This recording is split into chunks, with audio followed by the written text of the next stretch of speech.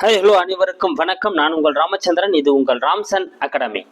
நண்பர்களே, நம்ம பாருங்க பிஜிடிஆர்பி எக்ஸாமுக்கான டெய்லி 10 கொஸ்டின்ஸ் பார்த்துட்டு இருக்கோம். அதில் சிறப்பாக சைக்காலஜி டெய்லி 10 கொஸ்டின்ஸ், இன்னைக்கு 3rd கொஸ்டின்ஸ் பார்க்க போகிறோம். தமிழ் ஒரு பக்கம் டெய்லி 10 கொஸ்டின்ஸ் பார்த்துட்டு இருக்கோம். ஓகேங்களா? ஸோ இன்னைக்கு நம்ம சைக்காலஜியில் 3rd கொஸ்டின் தாங்க நம்ம வந்து பார்க்க போகிறோம். ஸோ வாங்க வீடியோக்குள்ளே போகலாம். ஸோ அதுக்கு முன்னால் நம்ம சேனலுக்கான புதுசாக வந்தால் நம்ம சேனலையும் சப்ஸ்கிரைப் பண்ணிக்கோங்க. கூட பக்கத்தில் இருக்கிற பெல் பட்டனை கிளிக் பண்ணி நோட்டிஃபிகேஷனில் ஆல் அப்படின்றதையும் கொடுத்துங்க. அப்போ தான் நம்ம போடுற வீடியோஸ் உடனடியாக உங்களுக்கு வந்துட்டு இருக்கும். ஸோ பெல் பட்டனையும் கிளிக் பண்ணிக்கோங்க. அப்போ தான் நம்ம என்ன லைவ் டெஸ்ட்டோ இல்லை வேறு என்ன கொடுத்தோம் அப்படின்னா உங்களுக்கு உடனே நோட்டிஃபிகேஷன் வரும். சரிங்களா? சரி, நம்ம முதல்ல லாஸ்ட் வீடியோ ஒரு கொஸ்டின் கொடுத்துருப்போம். அதுக்கான ஆன்சர் நம்ம பார்த்துட்டு அதுக்கப்புறம் இந்த வீடியோக்கான கொஸ்டினுக்குள்ள வரலாம் பாருங்க. ஓகேங்களா? ஸோ லாஸ்ட் வீடியோவில் நம்ம கேட்ட இந்த கேள்வி என்னதுங்க? சிறுபான்மையினர்கள் கல்வி நிலையங்கள் அமைக்கவும் அது நிர்வகிக்கவும் உரிமை உள்ள சட்டப்பிரிவு எது? ஸோ ஏன்னா சிறுபான்மையினர் வந்து எந்த சட்ட பிரகாரம் என்ன பண்ணலாம், அவங்க வந்து கல்வி நிலையங்களை அமைக்கிறதுக்கும் அது வந்து நிர்வகிக்கிறதுக்கான உரிமை வந்து அவங்களுக்கு இருக்கு அப்படின்னு சொல்லி நம்ம என்ன பண்றோம் கேட்டிருந்தோம். இதுக்கான ஆன்சர் எதுங்க? சி தாங்க இதுக்கான ஆன்சர். விதி 30. ஓகேங்களா? விதி 30 தான் வந்து என்ன பண்ணுது, அவங்க வந்து கல்வி நிலையங்களை அமைக்கிறதுக்கும் அது நிர்வகிக்கிறதுக்கான உரிமையை பத்தி சொல்லுது. விதி 29 என்ன சொல்லுதுன்னா, அவங்களோட கல்வி எழுத்து வடிவம் அவங்களோட பண்பாடுகள் என்ன பண்ணணும், ப்ரொடெக்ட் பண்றது வந்து பார்த்தீங்கன்னா நம்மளோட கடமை அப்படின்னு சொல்லிட்டு பண்ணியிருப்பாங்க. இதில் வந்து சொல்லியிருப்பாங்க விதி 29 வந்து சொல்லப்பட்டிருக்கும். அடுத்து விதி 28 பொறுத்தவரையில் வந்து பார்த்தீங்கன்னா, ஸோ கல்வி கூடங்கள்ல சமய போதனைகள் மீதான கட்டுப்பாடு இருக்கணும் அப்படின்னு. அதாவது சமய போதனைகள்ல கட்டாயம் கலந்துக்கணும் அவசியம் இல்லை, அதை கலந்து கொள்ளாம கூட இருக்கலாம் அப்படின்னு சொல்லக்கூடியது வந்து பார்த்தீங்கன்னா விதி 28. ஓகேங்களா? ஸோ விதி 26 நம்மளுக்கு தெரியும், அது மத சம்பந்தமான அந்த இதுகளை வந்து சொல்லக்கூடியதா வந்து இருக்கும். ஓகேங்களா? அப்ப இதுக்கான ஆன்சர் எதுங்க? விதி 30 தான் வந்து இதுக்கான ஆன்சர். ஓகே, இன்னைக்கான 10 கொஸ்டின்ஸ் பார்க்கலாம் பாருங்க. வாங்க, ஃபர்ஸ்ட் கொஸ்டின் பார்க்கலாம் பாருங்க. இந்தியாவில் எழுத்தறிவின்மையானது பாவச்செயல் மற்றும் வெட்கக்கேடானது, இது ஒழிக்கப்பட வேண்டியது என கூறியவர். பாருங்க, எழுத்தறிவின்மை வந்து இந்தியாவிலே வந்து ரொம்ப ரொம்ப பாவமான செயல், அது வந்து இந்தியாவில் வந்து ஒழிக்கப்பட வேண்டியது, வெட்கப்பட வேண்டியது என கூறியவர் யார்?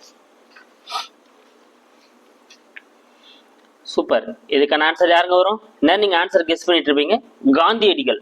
ஸோ மகாத்மா காந்தியடிகள் தான் வந்து என்ன பண்ணியிருப்பாருங்க, இந்த கூற்றை வந்து சொல்லியிருப்பாரு. ஸோ இந்தியாவில் வந்து எழுத்துரிமை வந்து என்னதுங்க, ஒழிக்கப்பட வேண்டியது ஒரு பாவ செயலானது அப்படின்னு சொல்லிட்டு மகாத்மா காந்தியடிகள் தான் வந்து இந்த கூற்றை வந்து சொல்லியிருப்பாரு. ஓகே, அடுத்த கொஸ்டின் பார்க்கலாம் பாருங்க. இந்தியாவில் அதிக எழுத்தறிவு பெற்ற மாநிலம் எது? இதெல்லாமே உங்களுக்கு தெரியும், இருந்தாலும் ஒரு ரிமெம்பருக்காக நம்ம வந்து உங்ககிட்ட சொல்றோங்க. ஓகே, இந்தியாவிலே அதிக எழுத்தறிவு பெற்ற மாநிலம் எது அப்படின்னா, சூப்பர், 4 ஆப்ஷன்ஸ் இருக்கு. நீங்க ஆன்சர் எடுத்துட்டு இருப்பீங்க. கேரளா ஏ தாங்க இதுக்கான ஆன்சர். ஸோ கேரளா தான் வந்து பார்த்தீங்கன்னா இந்தியாவிலேயே அதிக எழுத்தறிவு பெற்ற மாநிலமா வந்து இருக்குங்க. ஓகேங்களா? ஸோ உங்களுக்கு தெரியும், ஸோ கேரளா அடுத்து கோவா தான் இருக்கு. ஓகேங்களா?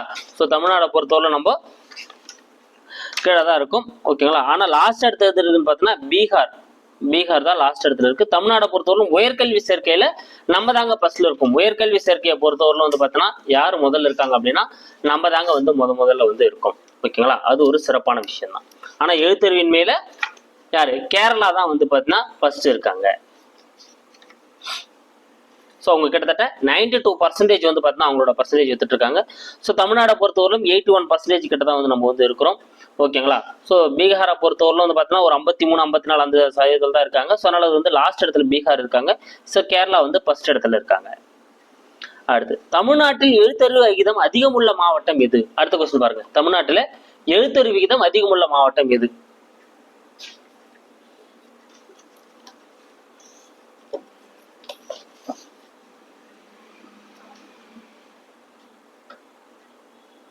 சூப்பர், எதுங்க?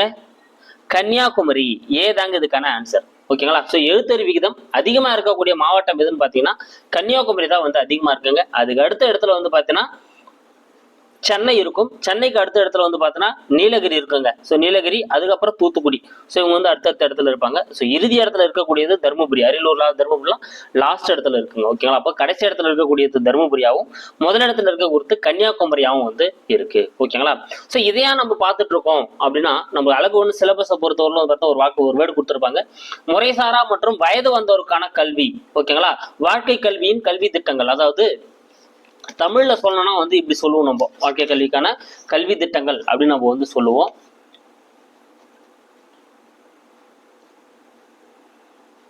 So adult education functional literacy program அப்படின்னு சொல்லுவாங்க. ஓகேங்களா, வயது வந்தோருக்கான அந்த கல்வி. ஏன் அது கொண்டு வந்தாங்க அப்படின்னா, ஸோ இந்த அளவுக்கு வந்து தமிழ்நாட்டில் வந்து எழுத்தறிவு விகிதமும் சரி, இந்தியாவில் எழுத்தறிவு விகிதமெல்லாம் எப்படி இருந்தது, எதனால் அந்த பிரச்சனை வந்தது, அதனால தான் அதை கொண்டு வந்தாங்கன்னா அப்படியே ஆர்டரில் போகிறோம். ஆனால் தான் நம்ம முதலிருந்தே வந்து அதை பார்த்துட்டு வரோம்.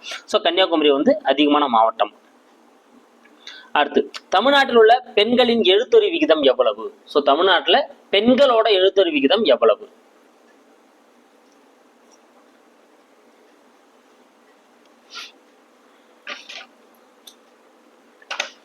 சூப்பர். ஸோ இதெல்லாமே கிட்டத்தட்ட 2011 சென்சஸ் பிரகாரம் தான் வந்து மேக்ஸிமம் வந்து புக்கில் வந்து கொடுத்துருப்பாங்க. ஸோ 86.81 அப்படின்றதுங்க, இது வந்து ஆண்களுக்குரியது. ஸோ ஆண்களோட எழுத்தறிவு விகிதம் வந்து பார்த்தீங்கன்னா 86.81 ஆகும். பெண்களுக்கான எழுத்தறிவு விகிதம் வந்து பார்த்தீங்கன்னா 73.86 இருக்குங்க. ஸோ ஓவரால் தான் வந்து பார்த்தீங்கன்னா கிட்டத்தட்ட 81% ஓவரால். இது வந்து தமிழ்நாட்டோட ஓவரால் அந்த எழுத்தறிவு விகிதம். சரிங்களா, அப்போ பெண்களுக்கான எழுத்தறிவு விகிதம் அப்படின்றது வந்து பார்த்தீங்கன்னா 73.86% தான் வந்து பெண்களுக்கான எழுத்தறிவு விகிதமாக இருக்குங்க. ஓகேங்களா, ஸோ அப்போ இதான் வந்து பி தான் வந்து சரியான ஆன்சர். ஆண்களுக்கு 86.1, சராசரி ஓவராலாக வந்து பார்த்தீங்கன்னா 80.9. அடுத்து, தேசிய வயது வந்தோர் கல்வி திட்டம் தொடங்கப்பட்ட ஆண்டு. இதாங்க முக்கியம், இது நம்ம சிலபஸ்ல இருக்கும். தேசிய வயது வந்தோர் கல்வி திட்டம் எந்த ஆண்டு தொடங்கப்பட்டது? ஸோ 4 ஆப்ஷன்ஸ் இருக்கு பாருங்க. 4 ஆப்ஷன்ஸ்ல எது ஆன்சர் வரும் அப்படின்னு நீங்க வந்து கெஸ் பண்ணுங்க பார்க்கலாம்.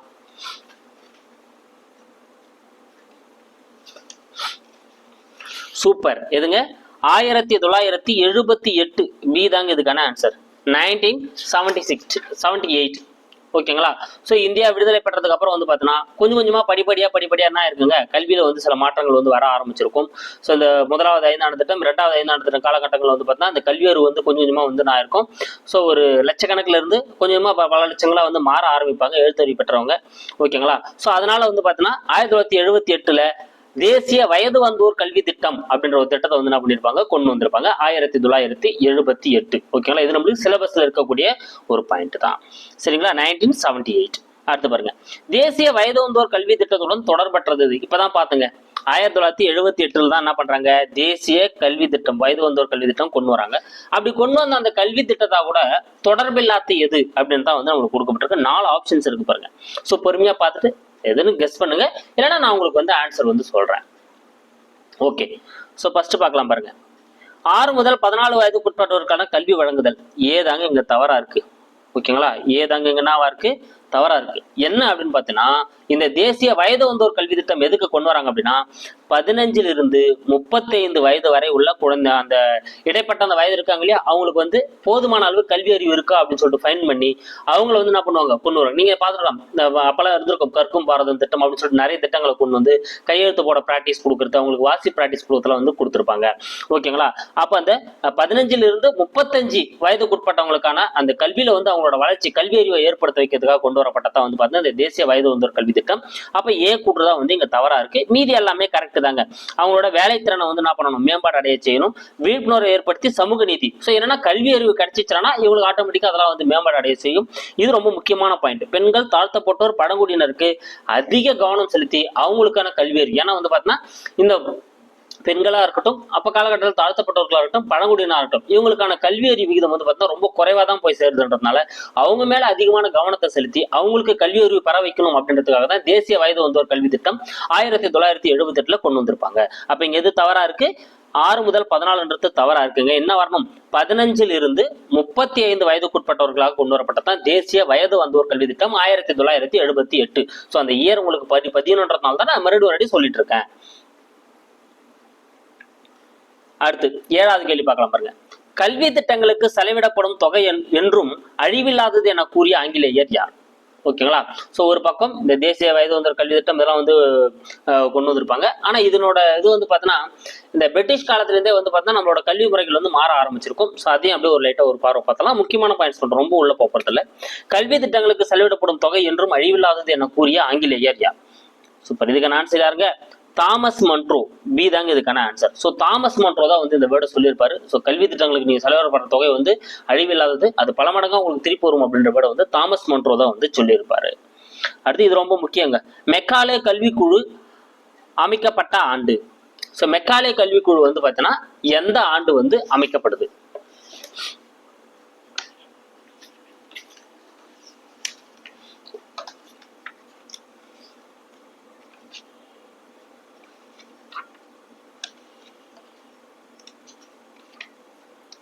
சூப்பர்.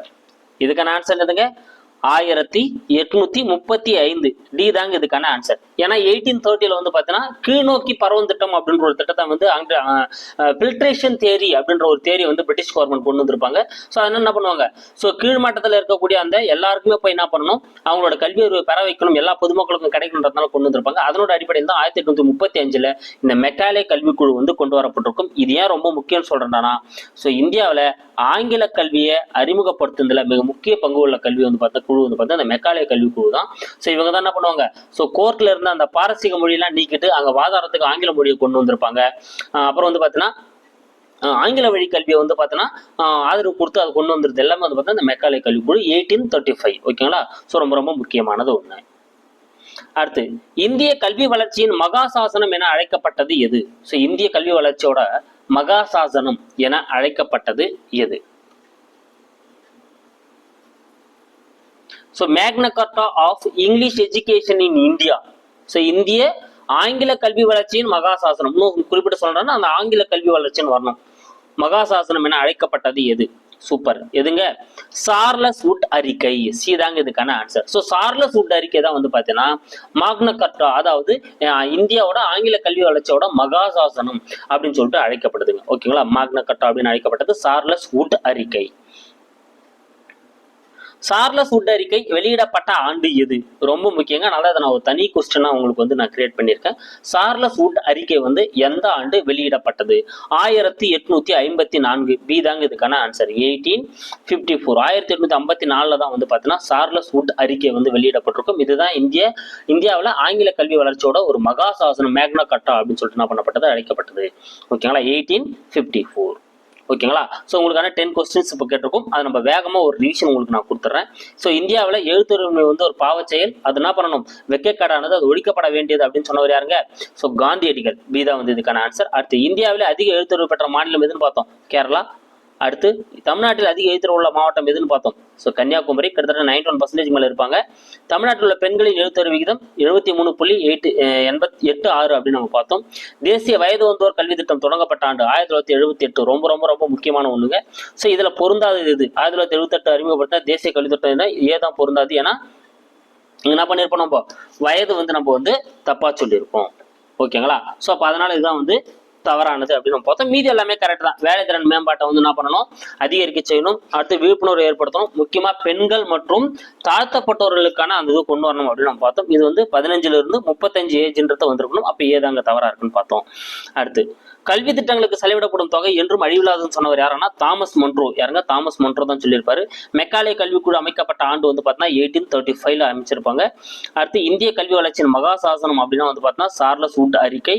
ஸோ சார்லஸ் வுட் அறிக்கை வந்து அறிமுகப்படுத்தப்பட்ட ஆண்டு வந்து பார்த்தீங்கன்னா 1854. பி தாங்க இதுக்கான ஆன்சர். ஓகேங்களா? ஸோ உங்களுக்கான கேள்வி, அண்டர் குழு அமைக்கப்பட்ட ஆண்டு. ஓகேங்களா?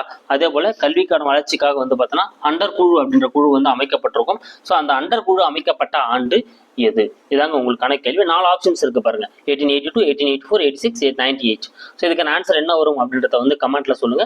ஸோ இதுதான் வந்து ஆங்கில கல்வியை பொறுத்தவரைக்கும் இதெல்லாம் தான் முக்கியமான பாயிண்ட்ஸ். அதை நம்ம எடுத்து கொடுத்துரும். இதுக்கப்புறம் நம்ம என்ன பண்ண போறோம், ஸோ இந்தியாவிலையும் சரி தமிழ்நாட்டிலையும் சரி எப்படி வந்து கல்வி வளர்ச்சி நிலை அடைஞ்சது அப்படின்றத நம்ம என்ன பண்ண போறோம், அடுத்து நம்ம வந்து பார்க்க போறோம். ஓகேங்களா? ஏன்னா நம்மளுக்கு சிலபஸ்ல வந்து ஒரு வேர்டு கொடுத்துருப்பாங்க, முறைசாரா கல்வி, அப்புறம் திறந்த நிலை பல்கலைக்கழகங்கள், கல்வியின் அளவு மற்றும் தரம். ஓகேங்களா? இந்த மாதிரி சில வேர்ட்ஸ் வந்து கொடுத்துருப்பாங்க. நான் உங்களுக்கு தமிழ்ல சொல்றேன், அது இங்கிலீஷ்லயும் வந்து உங்களுக்கு சிலபஸ்ல வந்து இருக்கும். ஓகேங்களா? அதனால இதை தொடர்ச்சி நம்ம பார்க்க போறோம். ஸோ இதுக்கான ஆன்சர் என்ன அப்படின்றத வந்து கமெண்ட்ல வந்து சொல்லுங்க. ஸோ வீடியோக்கு லைக் பண்ணுங்க அண்ட் ஷேர் பண்ணுங்க. கூட புதுசாக வரவங்க வீடியோவை சப்ஸ்கிரைபும் பண்ணிக்கோங்க. ஓகேங்களா? So thank you guys. அடுத்த வீடியோவில் வந்து நான் உங்களை வந்து சந்திக்கிறேன். ஸோ கண்டிப்பாக இந்த 10 கொஸ்டின்ஸ் உங்களுக்கு பயனுள்ளதாக வந்து இருந்திருக்கும்.